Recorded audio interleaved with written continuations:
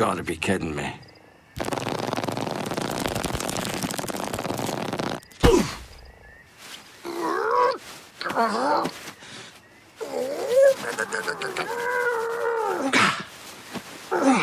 Feed me, if you dare.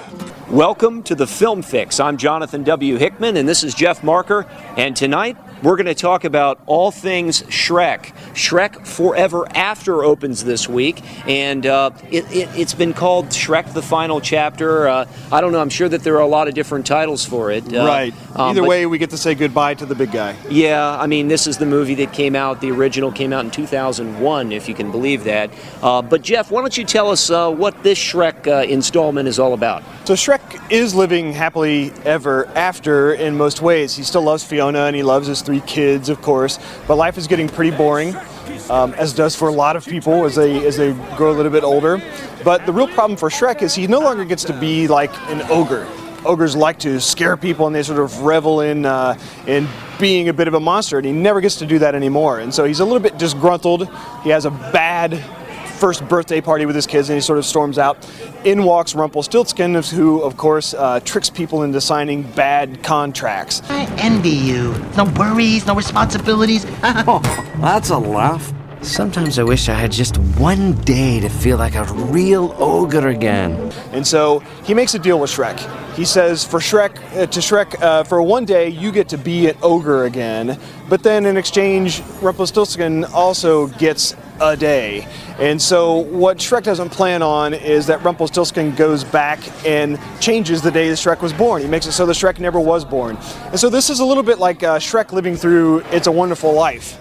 So he has to sort of, he has one day, this one day where he gets to be an ogre, turns into a day where he has to save Fiona and all of his fellow ogres and defeat Rumpelstiltskin. So Jeff, this is the 4th installment of the Shrek series. The first one came out back in 2001, and the first one won the Oscar for Best Animated Feature. And then it was nominated for writing, and the writing in this movie, that's the final chapter, or Shrek Forever After, is far better than the writing in the last movie. I think you'd agree with that, right? Absolutely. I thought the third was awful. I mean, I'm just not going to hold back. I thought it was a terrible, terrible movie. Well, you know, you didn't like the scene in the third one where they had all the princesses mount their escape. You didn't? I liked that one scene, and I walked out of the theater thinking, you know, I want to see a live-action version with those actresses who voiced those princesses, right. And I didn't care about anything else. Too, that voiced one of them, right? That's right. That's right.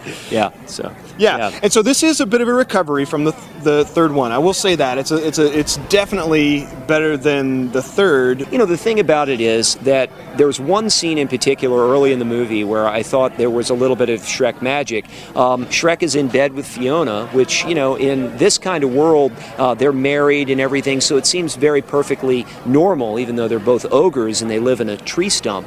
But what's really interesting is that Shrek gets out of bed and we see him without a shirt on, and he has a Shrek body, but it looks very much like a dad. It looks very human. And very human. And I thought that was really, really good. And in a minute we'll talk about 3D and what that adds to it. But I thought the animated quality of that particular scene may have trumped every big scene in the movie for me, and just because it made it feel real. And, well, I didn't mind that. In fact, the beginning works quite well for me. They have a really nice, really fast-paced montage where you sort of see every day becomes the same, becomes a bit of a grind, and every parent who has to change diapers every day goes through this. Men and women hit that point at some point in especially parenthood. if you had triplets. Good gosh, I have one. I mean, come on. Right. You know, I can't imagine. Yeah, exactly. Yeah.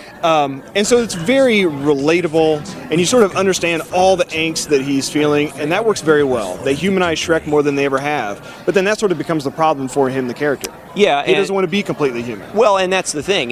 You know, Walt Disney used to talk about, I guess, creating an illusion of life. And the neat thing about the whole Shrek character is that it's not a human being. And one of the problems with a lot of computer-generated animation, in my opinion, and I didn't used to be of that opinion, but it seems like when you get closer and closer, remember Final Fantasy, The Spirits Within, when you get closer and closer to trying to duplicate life through the animated format, you kind kind of lose a little bit of the magic. And Shrek has that cornered. It's taking all of the fairy tales, standing them on end, doing something new with them, but at the same time, it's making us believe that Shrek is a real, breathing creature that we can really relate to. And that's an important word, by the way. It's an important word that he's a creature. He's not a person. It's personality animation, but that doesn't mean the characters have to look like people. Well, and there are people in the movie, I guess, because John Cleese reprises the voice talent for the king. They appear. Julie Andrews is the queen, and that scene works with Rumpelstiltskin. But let's just face it: the reason for doing the final chapter or Shrek Forever After is a business decision and not a creative one. Well, and I walked in thinking, okay, this is going to be crass capitalization on the franchise. I don't completely agree, actually, because I expected that, and actually it felt like more of a fond farewell to a character that has meant to a lot to DreamWorks and to a lot of fans. Let's face it, there are people who really like this franchise. True. Well, of course. I mean, it's made millions and millions of dollars worldwide. The one thing that I can say from a creative standpoint is, because the third movie was perceived as being so bad and sort of tanked the whole Shrek mystique, I guess this is a way of paying the fans back by giving us something that's good, because the writing here has been definitely kicked up a notch. But do you think the fans of the series are really going to like it? I personally thought, people who've stuck with the series very faithfully, I think they want a lot of jokes, they want a lot of slapstick, and they like a lot of pop references, and a lot of that is gone. Well, that's true. There is the one scene where the Eddie Murphy character, the donkey, he says he's being ass-napped. I thought that was pretty funny. there isn't the sort of the crude crassness that the original film really was able to trade on and get away with, and that, I think, makes it a little more family-friendly. Donkey, can I borrow your tongue? Hey, what? No hair. Hey, Billy. I don't care how big your eyes get, play, it's not going down. Oh, all right. This is the first Shrek movie, I believe, that's in 3D. Every kids' film these days has to be in 3D, particularly with the success of How to Train Your Dragon, now eclipsing Monsters vs. Aliens. So, what do you think? 3D worked for Shrek? Not at all. In fact, I thought that was the part of the movie that did seem like it was just crassly cashing in. They're tacking on a premium to make as much off this as they possibly can, when it really doesn't add anything at all. In fact, the DreamWorks logo comes up at the beginning, and they have this little kid on the D that looks like a half moon, and he has a fishing line. And it's like a whip. That was more impressive in 3D than anything in the movie. Absolutely. With the Shrek movie, the 3D thing seems to not add anything narratively. No, not at all. There's no advantage to it.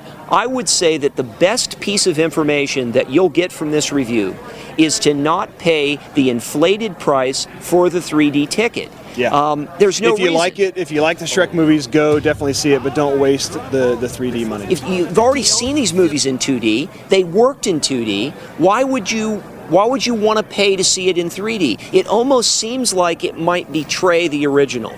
Yeah. I don't know, but because you want to donate to the cause of DreamWorks. That's what it is. So, okay, did you get your fix with Shrek Forever After? I can't say that I didn't get my fix. I took my daughter and I took my 8-year-old stepson, and they both liked it. There's going to be a merchandising bonanza from this one, and I can say, sure, I got my fix. I kind of, modestly recommend it, but I will say it's not going to win any new fans to Shrek and Fiona and the whole franchise. This is kind of a nice way for it to go out. I kind of got my fix, but there are two sides to that. I'm not a big fan of the franchise, so I don't know if this is really a good thing that I got my fix. Put your puss in Boots. Maybe once. But that is a name I have outgrown. That's not the only thing you've outgrown. Hey! I may have let myself go a little since retirement. But hanging up my soul was the best decision of my life. I have all the cream I can drink and all the mice I can chase. I'll get him later. Thank you for watching the Film Fix this week. I'm Jonathan Hickman, and this is Jeff Marker. And remember, you can always visit us on the web at dailyfilmfix.com, where you can feed your movie addiction.